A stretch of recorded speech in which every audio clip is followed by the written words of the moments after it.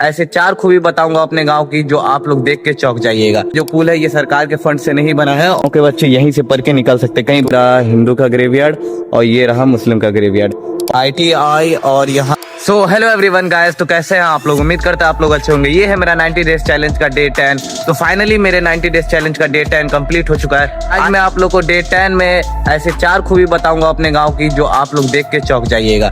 तो पहली खूबी तो आप लोग के सामने ही है, जो पहले ही व्लॉग में चलते ही सामने हमारे घर के कुछ ही डिस्टेंस पे है।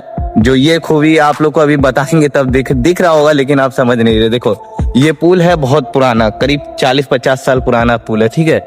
इस पुल को देखिए आप, और ये यहाँ से देख सकते हैं। अभी तो ये थोड़ा सा इधर टूटा है, नहीं तो ये इतने मजबूत चूना और कत्थक से, ऐसे पुराने जमाने के आदमी बोलते हैं कि चूना कत्थक से बना है। मुझे नहीं पता क्या होता है, लेकिन ये तो अभी इसे डाला गया है ये ऊपर का, नहीं तो ये सब नहीं था। अभी पुराने जमाने का पुल है, ये कोई सरकार के फंड से नहीं बना है। ये जो पुल है ये सरकार के फंड से नहीं बना है। हाँ, तो यहाँ के जो गांव के आदमी थे वही बनाए हैं इस पुल को। ये कोई सरकार के द्वारा ये पुल को नहीं बनाया गया। जैसे होता है कि सरकार के द्वारा फंडिंग से पुल बनता है, लेकिन ये वाला पुल पुराने जमाने का है। यहाँ के जो गांव के आदमी थे उसी के द्वारा ये पुल बनाया गया, जो यहाँ के मुखिया थे। उस टाइम में तो मुखिया का फंड भी नहीं था। कहा जाता है यहाँ के गांव के आदमी कि वो अपने ही पैसा का बनाया। उस टाइम में वो बहुत बड़े आदमी थे और उसके पास पैसा भी बहुत था।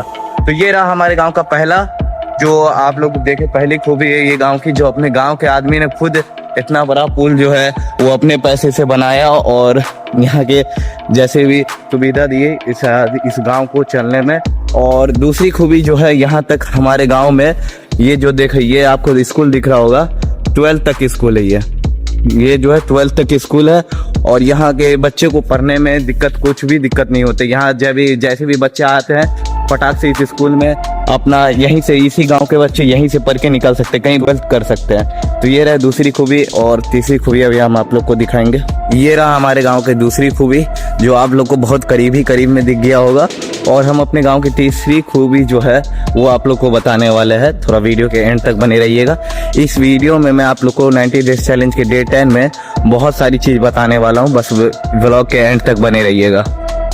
ये रहा हमारे गांव का तीसरा खूबी, जो हाँ हिंदू और मुस्लिम दोनों का ग्रेवयार्ड एक ही जगह। ये वाला रहा हिंदू का ग्रेवयार्ड और ये वाला रहा मुस्लिम का ग्रेवयार्ड।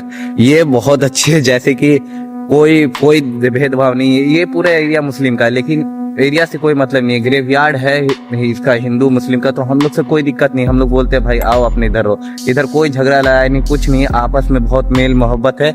ये रहा, ये तीसरा है, तीसरी खूबसूरती है जो हमारे गांव की। ये रहा हिंदू का ग्रेवयार्ड और ये रहा मुस्लिम का ग्रेवयार्ड। और यहाँ देख सकते कितनी खूबसूरत पोखर है। ये रहा तीसरा खूबसूरती। और एक और लास्ट खूबसूरती बचा है जो स्कूल के, ये गांव का है, मैं आपको बताने वाला हूँ। तो ब्लॉग के एंड तक बने रहिए। यहाँ पे आप देख सकते हैं कितनी अच्छी इस गांव की बात है, जो एक ही जगह हिंदू मुस्लिम दोनों का ग्रेवयार्ड है। कोई झंझट नहीं, कोई लड़ाई पिटनी, कभी कोई कुछ नहीं हुआ है। जहाँ तक मेरे को अभी पता है कुछ नहीं हुआ, होना भी नहीं चाहिए। तो हम आप लोग को चौथा खूबसूरती बताते हैं, लास्ट एंड। तो जैसा कि मैंने अभी आपको बताया कि इस गांव के 4 खूबसूरती के बारे में बताएंगे, तो ये रहा लास्ट चौथा खूबसूरती, जो आप लोग को ये पूरा मैदान दिख रहा होगा। इसी के साथ एक और भी चीज जुड़ी हुई है, जो यहाँ देखिए ITI।